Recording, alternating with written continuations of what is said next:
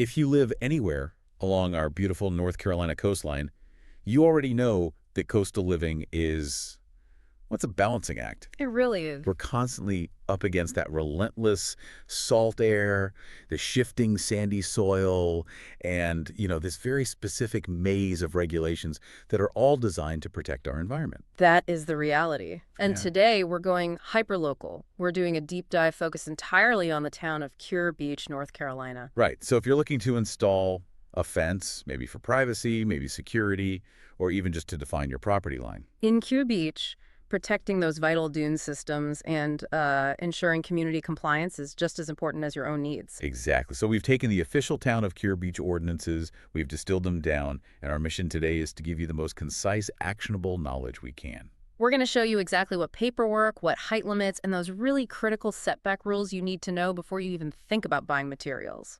And this isn't just about avoiding a fine. It's about making sure that your investment is durable and, more importantly, compliant from day one. Okay, let's unpack this. We should probably start with the non-negotiables, the foundational steps you absolutely cannot skip. The permits. The permits. Unlike some of the neighboring areas, where maybe a short decorative fence might slide by without an inspection, Kure Beach has a very clear standard. A permit is required for all fences, full stop. All of them. It doesn't matter if it's 4 feet tall or 6 feet tall. Nope. You need that official sign-off for any fence. And the logistics are specific, right? You have to go to a certain place. They are. You'll be dealing with the Department of Development and Compliance, which is at Town Hall over on 117 Settlers Lane. It's important to know who you're talking to and where you're going. Okay, so let's talk cost. The town lists the permit fee at, what, $25? Yeah, $25, which is very reasonable. That's the easy part. But, and this is so critical, you should always verify that current fee with the town before you start anything. Because fees, like the tide, they can change. Exactly. Now, that fee is minimal, but the application checklist, that's where I imagine most homeowners just hit a brick wall. It is. The town needs your owner details, fence type, height, location, the basics.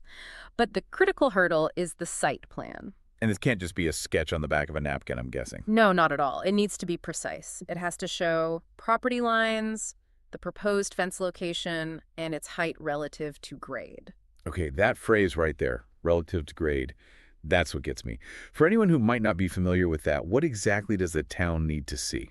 That's a great question because it defines everything. When they say relative to grade, they are measuring the fence height from the original existing ground level. Not from wherever your post happens to end up after you dig. Precisely. In Kure Beach, with all the shifting sand and, the varied lot elevations, this plan needs to show orientation elevation readings. It's a level of detail that, frankly, can be tough to provide accurately on your own. So the site plan is really the first place a DIY project could get delayed or even rejected. Absolutely. And that's exactly the kind of thing, our team member, Lisa, who handles all our permits and town coordination, she deals with this every single day. I bet. We make sure that application specifies the correct fence type, the location, so you can avoid weeks of back and forth. If you have any doubt, you can always call the town directly at 910-458-6535 or, get a pro involved early. Okay, so let's move past the paperwork. Let's talk about the physical dimensions, the height limits, and the setback strategy. Once you get that green light, how tall can you actually build? For most of the town, the general maximum height is a pretty straightforward 4 feet. 4 feet. That's the standard go-to limit. That's it. But there is a slight allowance for materials that offer less obstruction. Oh, interesting. For fences that use what? Non-solid wire. Exactly. For those, the max height actually increases slightly to 5 feet. Is that mostly a sightline issue, just to keep things more open? It primarily is, yeah.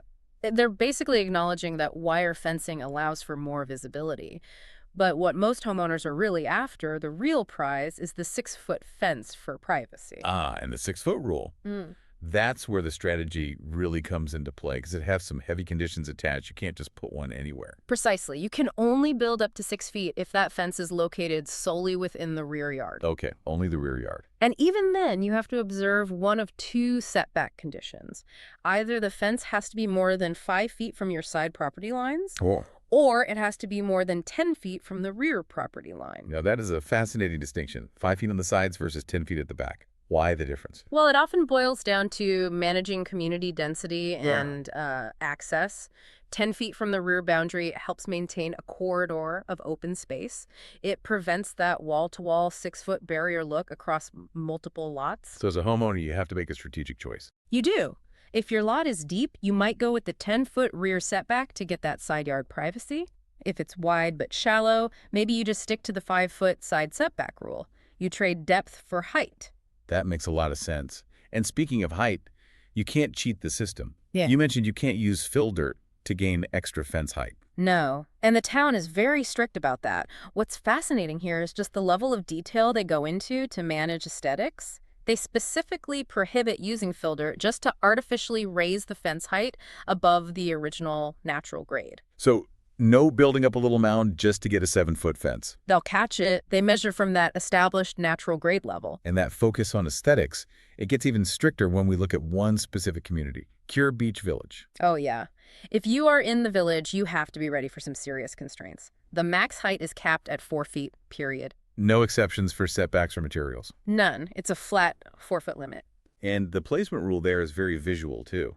It says the fence can't be any closer to the front property line than the, the rear corner of the main dwelling. That's right. It's a rule designed to prevent any fences from running up alongside the front yard or near the street. It really defines the character of that neighborhood. They're very serious about the look and feel in the village. They are. Beyond height and placement, they even mandate materials. Fences have to use wood or board-approved materials, and the color has to harmonize with the main dwelling. Wow. Okay, so even outside the village, location is still tricky, especially in a coastal town where infrastructure is everything. We're talking about those invisible constraints, right? Easements. Absolutely. You cannot build a fence within an access, stormwater, or utility easement. It is non-negotiable. In Kure Beach, where the water table is high, if your fence blocks a drainage easement, You're tearing it down. you're tearing it down or moving it, guaranteed. And just on a practical safety note, we have to remind everyone to maintain at least 36 inches of clearance around all fire hydrants. It's basic, but so often overlooked.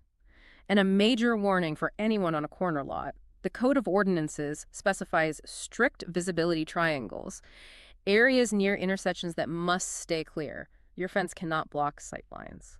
And one last thing on materials. A simple reminder. No barbed wire allowed along any street. This all just highlights the challenge of the construction phase itself. You have shifting sand, invisible easements, and trying to precisely locate those 5-foot and 10-foot setbacks. I mean, how do you even find an easement line in sandy soil? And that is exactly why local knowledge is so indispensable. Our team, especially Scott, who's out there every day as an estimator and craftsman, he knows these lots inside and out. He's seen it all? He knows where the dune easement lines are, how to precisely locate those complex setbacks, and he understands that very specific visual check for the Kure Beach Village corner of the dwelling rule. Getting a post wrong by even a foot. Oh, that's a nightmare.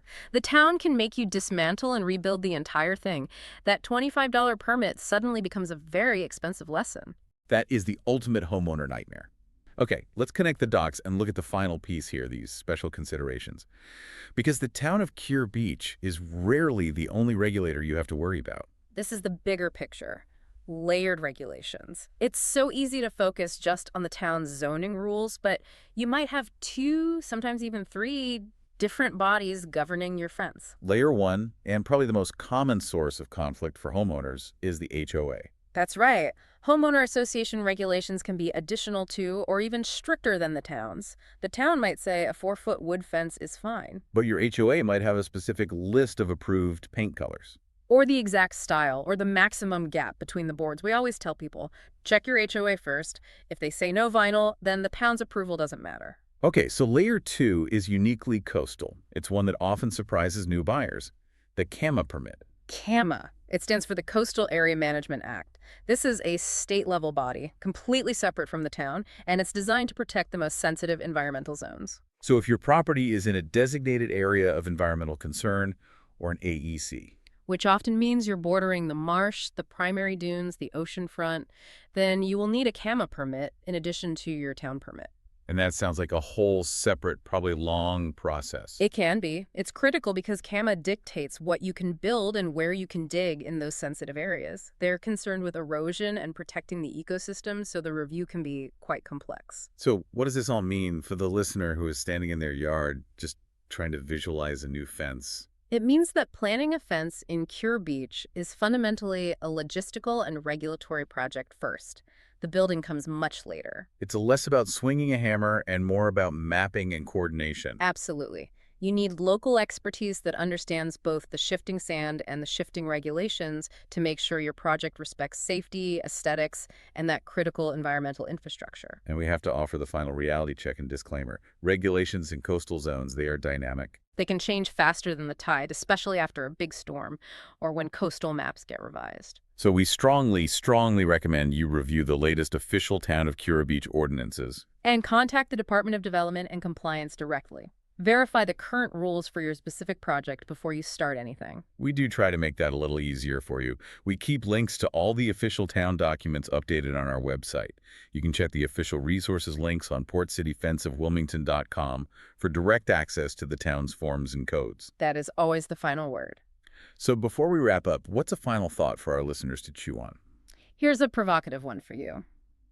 Given all these strict aesthetic rules and the realities of high water tables and intense salt air in Kure Beach, what are you doing right now to ensure the longevity of your chosen fence material? Ooh, good question. Compliance is mandatory, of course, but durability, that's what determines the true value of your investment. Are you thinking about aluminum, pressure-treated wood, specialized vinyl? The ocean will test every single choice you make. Don't navigate those complex, layered hurdles of site plans, precise setbacks, HOA mandates, and potential CAMA involvement all by yourself. Port City Fence is family-owned, focused on quality, reliability, and integrity. We were here to help you get your compliant, durable fence done right the first time. Ready to start? Call us at 910-232-5453. Email portcityfence@hotmail.com or visit portcityfenceofwilmington.com to schedule your free estimate today.